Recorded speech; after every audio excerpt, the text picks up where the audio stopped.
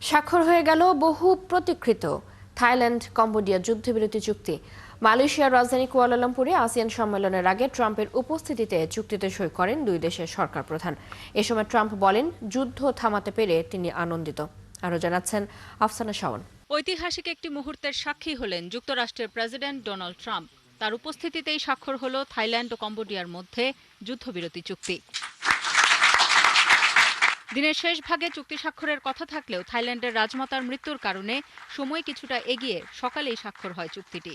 নিজের বক্তব্যের শুরুতেই তাই থাই রানীর প্রতি সম্মান জানান ট্রাম্প। উচ্ছ্বাস প্রকাশ করেন চুক্তির জন্য। শুরুতেই থাইল্যান্ডের রানী সিরিকিতের মৃত্যুতে শোক জানাচ্ছি। আর আজ যে ঐতিহাসিক চুক্তি স্বাক্ষর হচ্ছে তাতে সর্বাত্মক সহযোগিতার জন্য মালয়েশিয়ার প্রধানমন্ত্রীকে অসংখ্য ধন্যবাদ। গত জুলাই মাসে থাইল্যান্ড ও কম্বোডিয়ার মধ্যে যুদ্ধ শুরুর পরপরই আমাদের 4 জনের মধ্যে হাজারবার ফোনালাপ হয়েছে। অবশেষে যুদ্ধ থামাতে পেরেছি আমরা। জাতিসংঘের চেয়ে অন্তত এই কাজে আমরা বেশি সফল।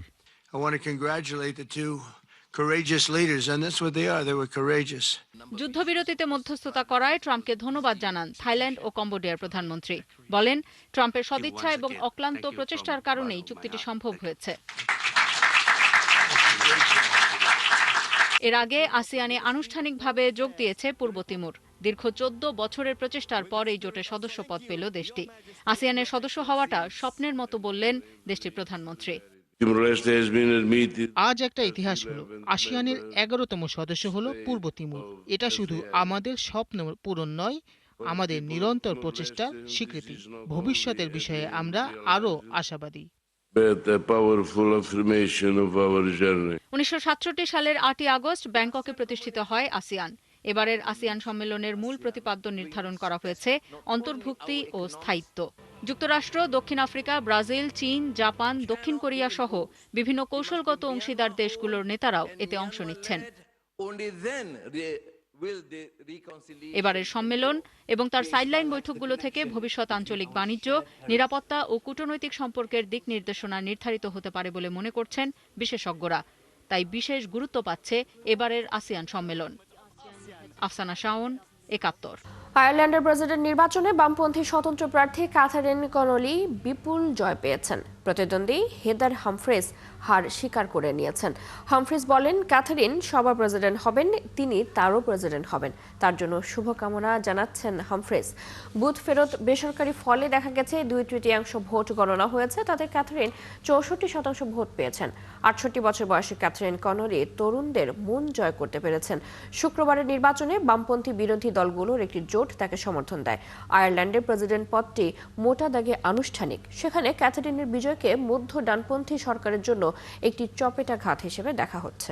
ইউক্রেনের বিভিন্ন জায়গায় রাশিয়ার ক্ষেপণাস্ত্র ও ড্রোন হামলায় রাজধানী কিয়েভে 1 জন নিহত এবং 10 জন আহত হয়েছে বলে জানিয়েছেন শহরের সামরিক প্রশাসনের প্রধান তাইমুর তাকাচেঙ্কো।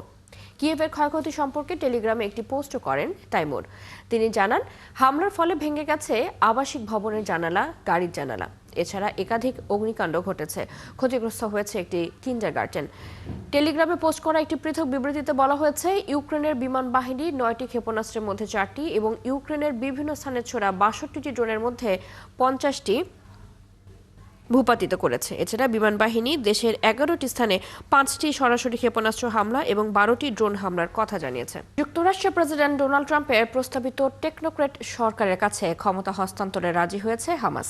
সাবেক মার্কিন রাষ্ট্রদূত স্টিভেন ফ্যাগিনকে গাজা যুদ্ধবিরতি সমন্বয় কেন্দ্রের বেসামরিক প্রধান হিসেবে নিয়োগ দিয়েছে যুক্তরাষ্ট্র।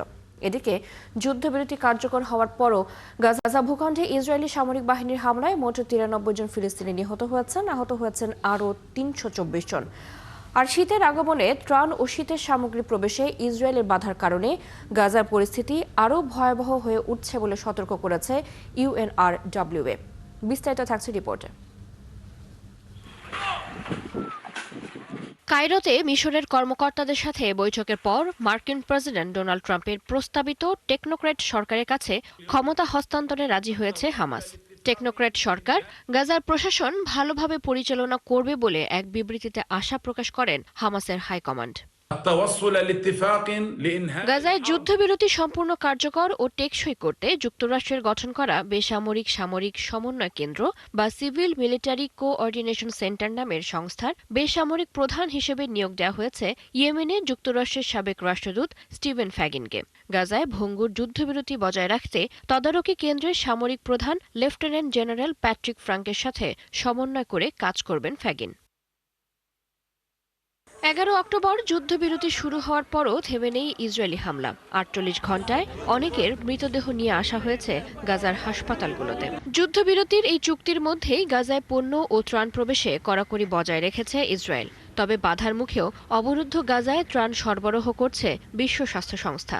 কেরেম শালোম ক্রসিং দিয়ে ইনসুলিন, কলেরা কিট, সহায়ক যন্ত্র এবং অন্যান্য প্রয়োজনীয় ওষুধ সহ 238টি প্যালেট চিকিৎসা সরঞ্জাম পাঠিয়েছে সংস্থাটি। জর্ডান, মিশর, দুবাই, পশ্চিম তীর এবং জেরুজালেম হয়ে আরও 2000টিরও বেশি চিকিৎসা সরঞ্জাম প্রস্তুত রয়েছে বলেও জানিয়েছে বিশ্ব স্বাস্থ্য সংস্থা। তবে প্রয়োজনের তুলনায় এই ত্রাণ সরবরাহ খুবই কম। শীতের আগমনে গাজায় আশ্রয় ও উষ্ণতার প্রয়োজন দিন দিন বাড়ছে, কিন্তু বাস্তুচ্যুত পরিবারগুলোর জন্য নির্ধারিত তাঁবু, কম্বল ও অন্যান্য শীতকালীন সামগ্রী এখনও জর্ডান ও মিশরে ইউএনআরডব্লিউ এর গুদামেই আটকে আছে। শীতে অবরুদ্ধ গাজার পরিস্থিতি আরও ভয়াবহ হতে পারে বলে সতর্ক করেছে ইউএনআরডব্লিউ। এই পরিস্থিতিতে মানবিক সহায়তা অবাধে প্রবেশ করতে দেওয়ার আহ্বান জানিয়েছে সংস্থাটি। চৈতি সরওয়ার, ৭১। মুসলিম বিদ্বেষী ও বর্ণবাদী ডানপন্থীদের বাঙালি পাড়ায় ঢুকতে দেয়নি লন্ডনের টাওয়ার হ্যামলেটস কাউন্সিলের প্রতিবাদী জনতা। পূর্ব ঘোষণা অনুযায়ী শনিবার ডানপন্থী নেতা টমি রবিনসনের ইংলিশ ডিফেন্স লীগ লন্ডনের টাওয়ার হ্যামলেটস কাউন্সিল এলাকায় ঢুকতে চাইলে তাতে বাধা দেন হাজারো প্রতিবাদী জনতা।